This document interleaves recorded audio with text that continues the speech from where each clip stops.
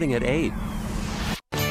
Listen to podcasts of Joe Walsh and Chicago's Morning Answer with Dan Proft and Amy Jacobson on the AM 560 mobile app. Download it today at 560theanswer.com/mobile. Top of the morning, Dan and Amy. It really is sort of remarkable, the alternative universes, the spin cycles. AP, the media looks a lot stronger today than it did before the release of the report, according to Kyle Pope, editor of the Columbia Journalism Review. It does? Really? All those fake news stories that they printed out? Okay. Or published, I should say. Yes. AP reporter David Botter, not reporting, just stating as fact. The news stories were, for the great part, accurate. Were they? We've gone through them any number of times. We could do it again. Sohrab Ahmari does in the New York Post over the weekend. CNN on Comey's testimony that he would dispute. He told Trump that he wasn't under investigation. CNN was wrong. MSNBC breathlessly amplifying John Brennan's predictions about when grand jury indictments were going to come down, and that criminal conspiracy involving the Russians and U.S. persons, U.S. persons being Trump associates and family members, was forthcoming. Charges associated with that, wrong. The Guardian reporting on a Paul Manafort with Julian Assange meeting that apparently never took place. Nothing in the Mueller report suggests anything of the sort. On and on and on. David Korn and Mother Jones on the dossier. The Atlantic falsely accusing Jeff Sessions, who's actually cleared in the report, of doing anything inappropriate, anything compromising in terms of passing conversations with the Russian ambassador Kislyak at the RNC, as well as a meeting in his office. Both were contemplated by Mueller, and again, Sessions cleared in the report. McClatchy News Services putting Michael Cohen in Prague, and of course BuzzFeed suggesting that Trump told Cohen to lie, and the Mueller report disputes that, as so much of other of BuzzFeed's other reporting. But okay, other than those 10 examples, nothing to see here. I wonder how this will turn out. So that what's the standing of the media after this? Well, what's the standing of intelligence agencies and law enforcement agencies like the FBI? For more on that topic, we're pleased to be joined again by our friend James Fitzgerald, famed criminal profiler for the FBI, the Unabomber case. He and his colleagues took down the Unabomber. That's memorialized in the show on Netflix, the series on Netflix, which I always recommend you watch if you haven't, Manhunt. Journey to the Center of Mind is a series of books he wrote.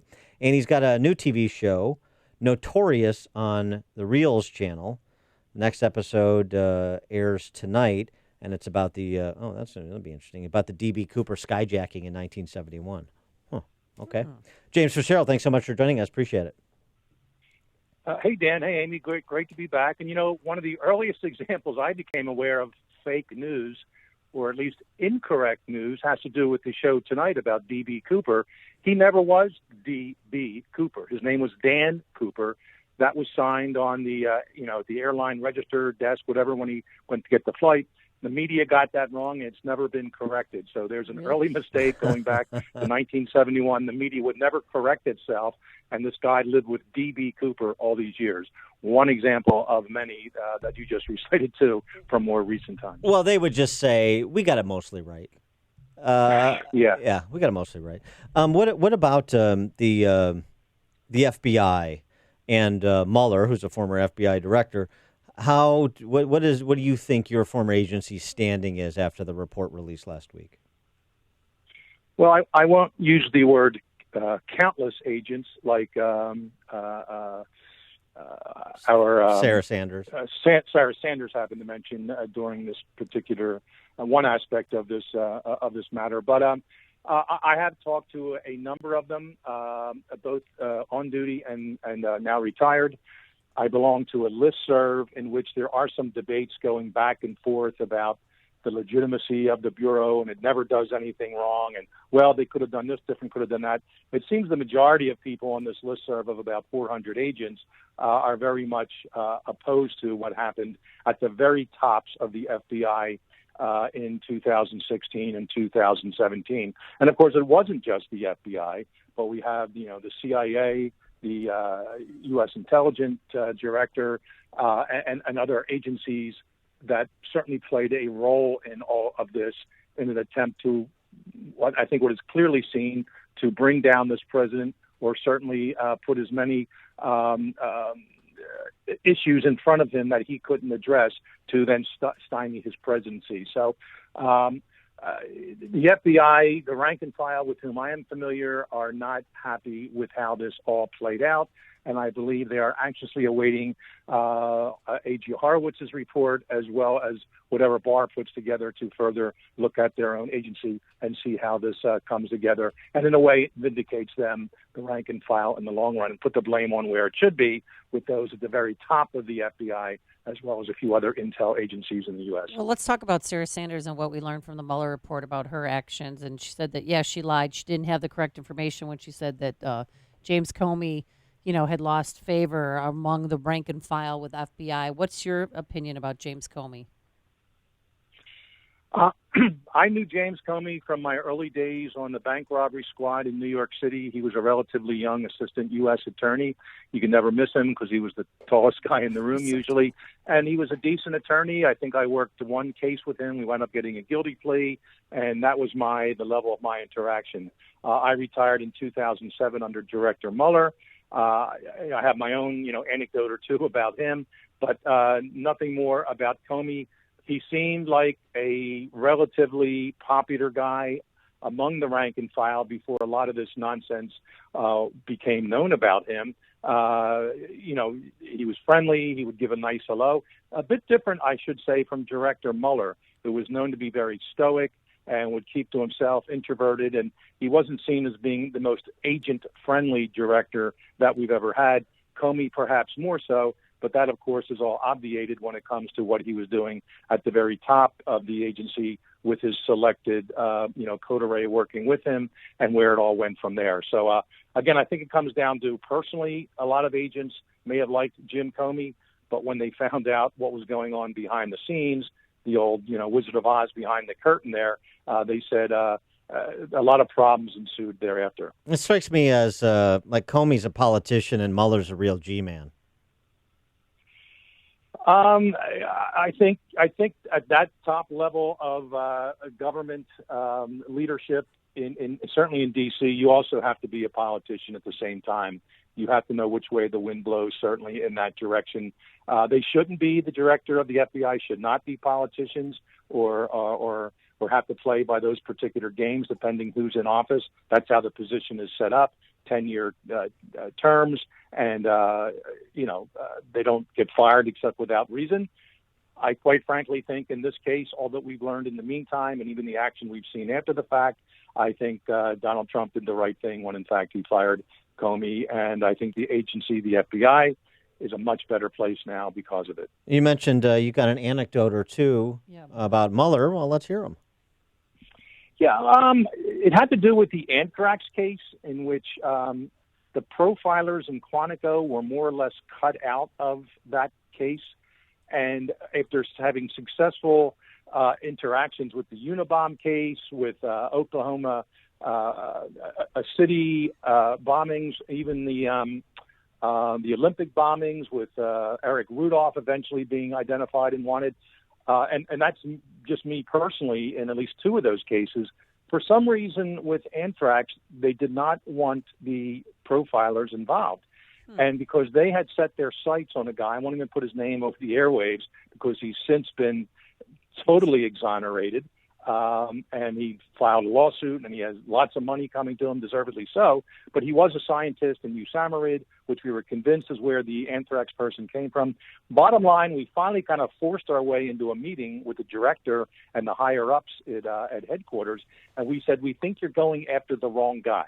It may be somebody kind of like him with a background, but his pre-offense, his post-offense behavior is different than what we, the profilers, see. We think you should move on to someone else.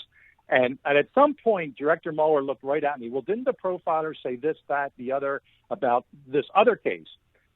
To which I kind of, cleared my throat a little bit, adjusted my tie, and said, "Sir, you're actually mistaken in that. You must." And I was respectful. I said, "You must have received some bad information, because here's what actually played out in this case."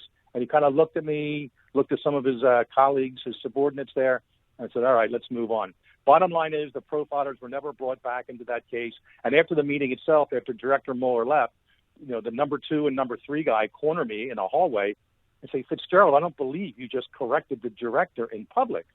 I said, "Well, first of all, we weren't really in public. There was 8 of us here in the meeting. Yeah. Second of all, I was respectful. I was polite, but he had his facts wrong." He said, "No one corrects Director Mueller." I said, "Really? That's how this place is run?" And he said, "Well, let's hope you still have your job tomorrow." Wow. And I did have my job. I never lost it. I retired, a few years later, when eventually they dropped that suspect, moved on to another one, partly at my behest. I was at least an indirect part of the new task force. And about a year later, after I retired, they finally identified the true anthrax guy, and he committed suicide, of course, a day or two later. Mm-hmm. And that part is history. So that is my anecdote, the most prolific one I had with Director Mueller, that you really couldn't say no to him or even challenge him a little bit in a meeting or so. And I was never born and raised that way. The bosses I always respected the most were the ones that wanted interaction from their subordinates, from the team they assembled. But I guess I wasn't part of that team, because I was telling them something they didn't want to hear. And the case went on for a few years with this guy staying free. Well, then how do you interpret Mueller's, if he's, my way or the highway, I'm always right, and I'm going to make determinations and we're going to go in that direction? How do you interpret him punting on the obstruction matter in his report? Well, we talked about even FBI directors have to be a little bit political sometimes. Well, here he's not an FBI director. He's probably now, or he certainly was over the last few years, in the most substantive aspect of his professional life, and quite frankly, probably the last important aspect of his professional life. And he knew who hired him. He knew what his purpose was. He also knew at the same time he was a man of the law, and I respect him for that. And he couldn't make up crimes where they didn't exist, and that's why the entire first portion of his report, clearly acquits the president and his campaign of anything to do with collusion, conspiracy to commit collusion with the Russians, etc. Yeah, there are some awkward meetings taken and an email here or there, but on the whole, nothing could be proven. So that's kind of a black and white, matter-of-fact type of example. Where it gets a little more cloudy and nebulous is in the area of obstruction of justice. And in many cases, that almost comes down to a thought crime. It's almost Orwellian in nature to prove intent. Well, what was the president thinking when he said this, when he did that? And I think Mueller probably knew there's enough there to exculpate Trump and everyone around him from these charges, based on statutory regulations, laws, precedent involving the sitting president. But at the same time, he said, you know what? Let's just leave this door kind of open, and the political side of me will say, hey, members of House and Senate, you guys and gals figure out what's best here. So he just left that door open, and I think a lot of the people that surrounded Bob Mueller will be happy that he chose to do it in the way he did. Yeah, the exculpatory intent requirement, they liked it for Hillary Clinton. They don't like it so much for Donald Trump. What is your reaction to the likes of Adam Schiff, who says, per the Mueller report, this is worse than Watergate? Yeah, I'm kind of a history buff and a literature buff, and the best I can come up with is calling the likes of Eric Swalwell, Adam Schiff, Jerry Nadler. My best reference to them is the Munchausen mob. And if you remember Baron Munchausen, yeah. He's a fictitious German nobleman, made all kinds of stuff up, absurd. And that's who he lived off of and made his name from. Of course, he was fictional. And now we have these three guys, at a minimum, not to mention 19 or so candidates now, I'm losing count every day, that either directly or indirectly, Trump should be impeached right away. They know stuff that nobody else knows that's not in the Mueller report, et cetera, et cetera. So they're living in sort of a fantasy world. They also know that every time they use the word impeach Trump, the donations come into the various causes that that represent their voting blocks and their political action committees, et cetera. So they're not stupid when it comes to that. There's almost a cha-ching, element to when they say things like this. They see their donations come up. I can't tell you if they truly believe what they're saying when they go on TV and make these utterances. They have a black and white document in front of them that you'd think would be relatively clear as to what it means, what it states. And but nonetheless, they're going with the path of least resistance here. And the aha moment is, well, look what he put here on page 340. This must mean we should impeach, and that's what he's telling us here in his secret message to us, that this is what we have to do. So it's obviously these guys are the true politicians by definition. This whole Mueller report to them has been their version of the Fire Festival, just something that completely fell apart on them, and they have nowhere to turn except, let's keep raising money off of this failed concert that never came to pass, or failed impeachment that never came to pass, and let's hope we get it from there. You're so current with the Fire Festival reference. James Fitzgerald, I tried, Dan. Retired FBI special agent, criminal profiler in the Unabomber case. His books, A Journey to the Center of Mind, the series on Netflix is Manhunt, and he's got a new TV show, new episode tonight. Notorious is the name of the show. It's on the Reels channel, and tonight's episode is about DB Cooper skyjacking in 1971. James, thanks so much for joining us. Good luck with the new show. Thanks, Dan. Thanks, Amy. See you next time. Take care. And he joined us on our turnkey.pro answer line. The stories you need to know to start your day. This is Chicago's Morning Answer on AM 560.